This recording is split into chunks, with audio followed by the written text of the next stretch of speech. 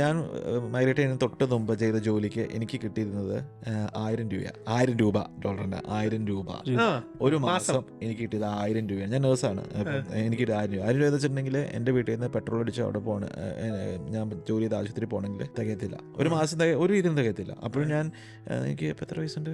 23 arrange വയസ്സുണ്ട്.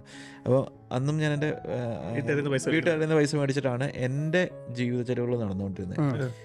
അങ്ങനത്തെ ആ അവസ്ഥ ഞാൻ വേറൊരു അടുത്ത് ചെന്നായിരുന്നെങ്കിലും എനിക്ക് 1000 എന്നുള്ള അതിന് മുമ്പേ വർക്ക് ചെയ്തുകൊണ്ടിരുന്നത് 7500 രൂപയ്ക്കാണ്. ആ 7500 രൂപ 20,000 രൂപ അങ്ങനെ ജീവിക്കുന്ന നേഴ്സുമാരുണ്ടാവും. പക്ഷേ എൻ്റെ ലൈഫിനെ എനിക്ക് എൻ്റെ കമ്മിറ്റ്മെൻറ്റ്സിനും എൻ്റെ ഫാമിലി കമ്മിറ്റ്മെൻറ്റ്സിനും, അന്ന് ഞാൻ മാരീഡ് അല്ല, ഇതിനും എല്ലാം ചേർന്ന ഒരു ജീവിത രീതി അല്ല എനിക്കെന്ന് മനസ്സിലാക്കിയതിൻ്റെ അപ്പുറത്താണ് ഞാൻ പുറത്തോട്ട് എൻ്റെ മൈഗ്രേറ്റ് ചെയ്യണം എന്ന് ഞാൻ തീരുമാനിച്ചത്.